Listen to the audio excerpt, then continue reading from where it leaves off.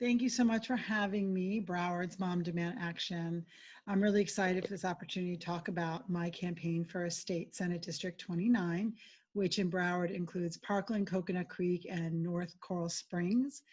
Um, so gun safety reform has always been a very important issue for me. And when I ran for my current seat, I'm a state rep in Palm Beach County right now.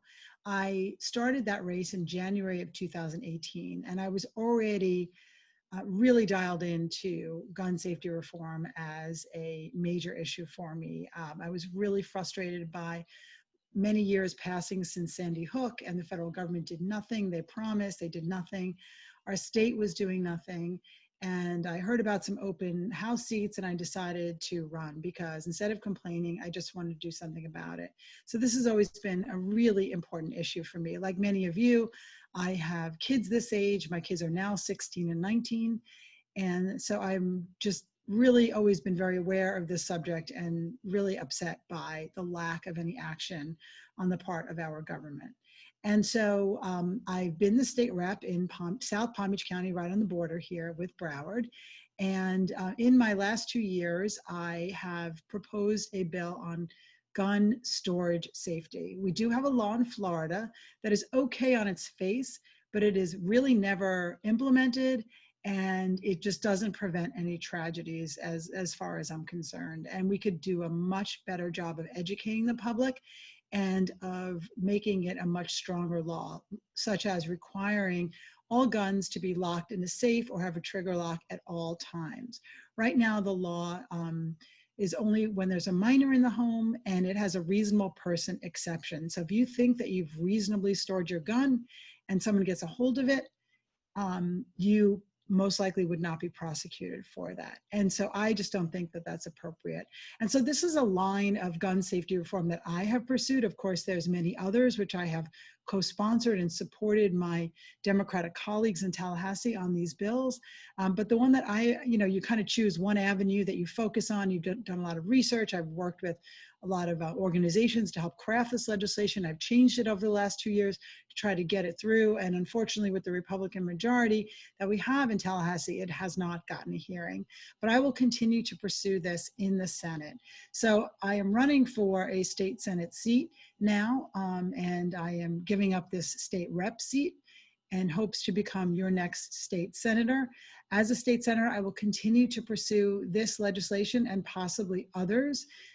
It's just so important that we always keep it at the forefront. Even if we are not getting hearings, we keep it in the press, we keep the pressure on, and we make them realize how important gun safety is. We know that the majority of voters care so much about these issues. So we will always keep gun control, gun sense legislation up in the forefront and make sure that it is heard and put as much pressure as we can on our Republican establishment to start really dealing with the gun violence problem that we have.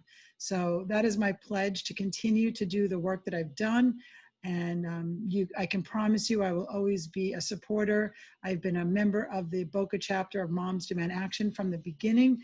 Unfortunately, we know it was founded after the Parkland tragedy. And it's just been my honor to work with them, to give them legislative updates, for them to support me. And I'm really pleased to have their endorsement as a gun sense candidate, and for the Broward chapter as well. I also want breaking news. There's being a press release tomorrow that Ban Assault Weapons now has decided to start to endorse candidates, and they have endorsed me as well. So I promise to continue working in that area as well. And we have had this kind of legislation, and I've co-sponsored it, and we will make sure that this, again, stays at the forefront of everyone in Tallahassee. So that is a bit of a preview of what I would intend to do as a state senator, and a little bit of what goes on in Tallahassee. So the first thing that I would do as a new senator is continue with the safe storage of guns. But what I might do is, in order to get some parts of the legislation done, because it might just be too much all at once. And, as I said, it hasn't been successful in the last 2 years, is to work on just the education piece. So a part of the bill that I had proposed is that any new purchase of a gun, and I guess we could also do it for a peer-to-peer type of, used gun or something along those lines, is educational materials have to be handed out. And some of those are free materials that are put out by, gun organizations. And there has to be a sign in the gun store that explains about gun safety and gun safety storage. So that is a part of the bill that, a little bit of a softer part, and maybe we could start with education. Sometimes in Tallahassee, you have to take baby steps in order to get something done. So if we could just get education and the conversation going on how to store your gun safely, just imagine if somebody read an article about it and they said, wow, I'm actually not doing this right, and I'm going to change my behavior. That's really what we're after. But as a senator, you do have unlimited bills. In the House, you have 6. So what I could do is have one that's just on the education piece, and then a broader bill that is on, the more general safe storage of guns, as I described.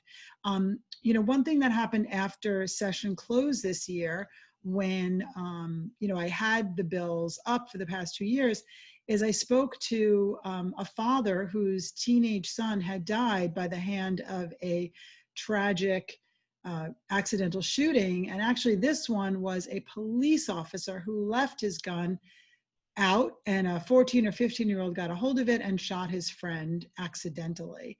And to think that if a police officer would do that, what would the average person who doesn't have the kind of gun training do as far as safe storage? And when I spoke to this dad, we talked about some ways that we could actually get this legislation moving instead of just sitting there. And we talked about working with some Republican members. He's on the west coast of Florida.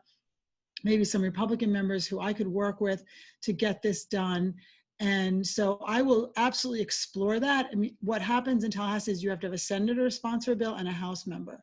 So if I could pair with a House member who's a Republican, if they would actually be willing to cross their party lines and sponsor a gun safety piece of legislation, that would be incredible. And we could really maybe make some progress. So I will continue to work on that. If there is other legislation that I think would be fruitful for me to propose, as I said, there's unlimited bills, so I could continue to look at other gun safety or common sense gun reform legislation, but we'll see.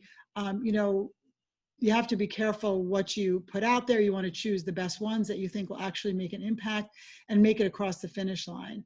So you kind of have to have this balance between, like, we'll call them statement bills that are just very important to your values that you put out there that you don't think will go anywhere, and bills that you think actually will. And I, in my heart of hearts, think that this bill makes a lot of sense. You've heard so many people say, don't take away my guns, I have my Second Amendment rights. Well, I'm not taking away your gun. I'm just requiring you to be a responsible gun owner and keep your gun safely so you don't injure others. The gun could go off accidentally. It can be stolen. You can have a toddler grab it. Think about a domestic abuse situation. Women are 5 times more likely to die in any kind of situation where there is a gun available. And then probably the most tragic of all is teen or young adult suicide.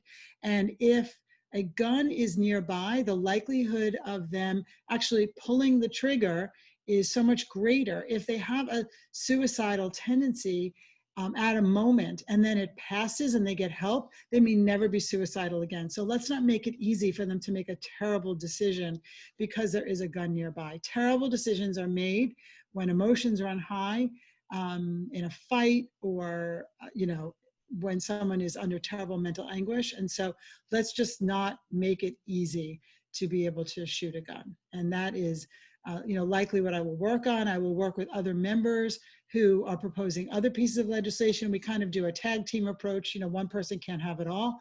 And so there will be someone who proposes universal background checks, removing the gun show loophole. There'll be someone who proposes banning assault weapons. There's lots of different kinds of legislation that I'm sure we will have. And so this is just something that I've been pursuing. And because I have some background in it now from doing the research, I would like to continue it.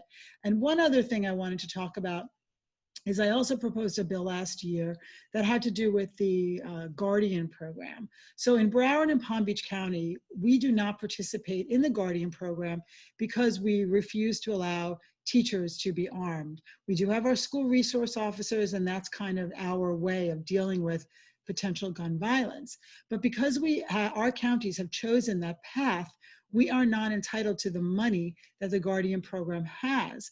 And there are many things we could do with the money in our counties, such as, hardening schools and making doors bulletproof or making entrances safer, or different things that we could do to, quote, harden the school. And we do not have access to that money because simply our choice to not allow teachers to be armed. So I had a bill to change that to allow a school district to get access to that money.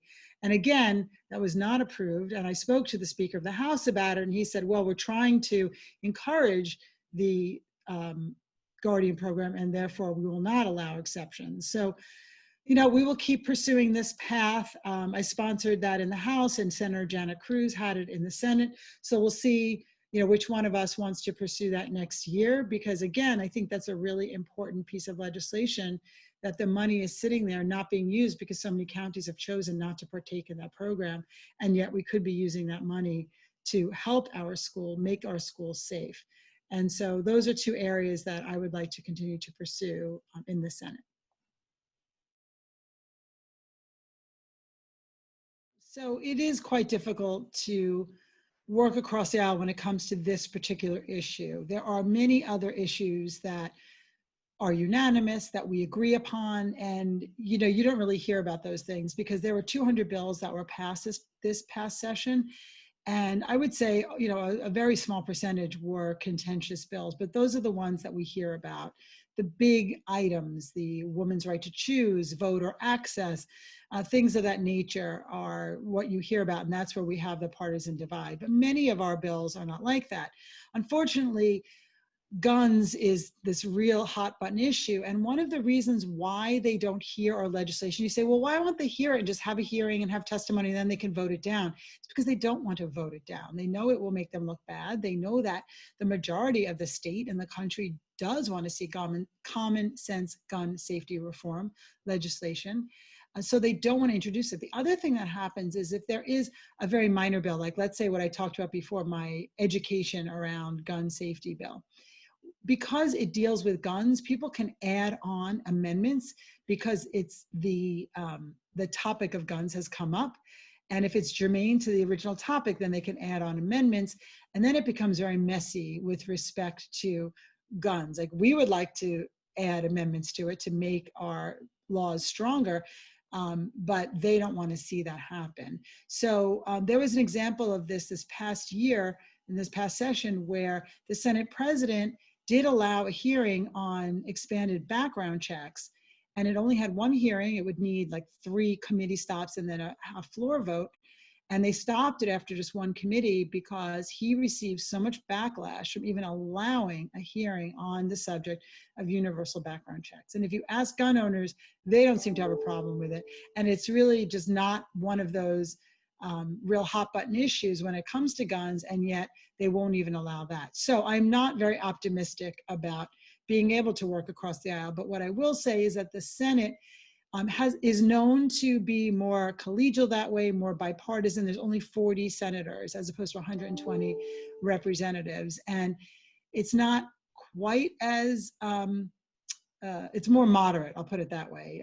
There is legislation that the Senate has not adopted, and so we'll hear it in the House, and then the Senate won't even take it up, so it doesn't go anywhere. Some of the more radical ideas. So there could be an opportunity to work across the aisle, perhaps if there are senators who are in their last term and they feel strongly about, getting something done on this issue, and they are not so concerned about following party lines, that there might be opportunities to work across the aisle. If there are, I will find them. I'm a mediator by profession. And so what I do is try to find compromise and negotiate between the parties to find a resolution.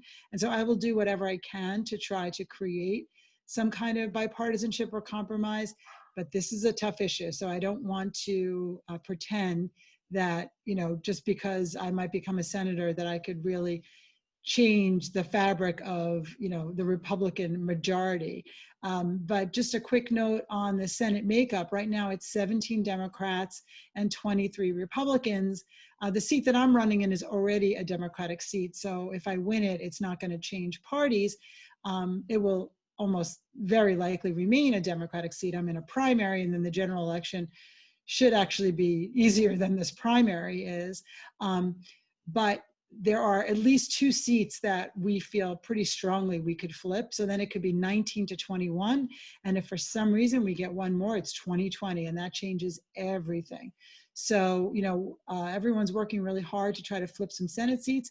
The House, they try to do that too, but the gap is much wider. There's only 47 Democrats and 73 Republicans.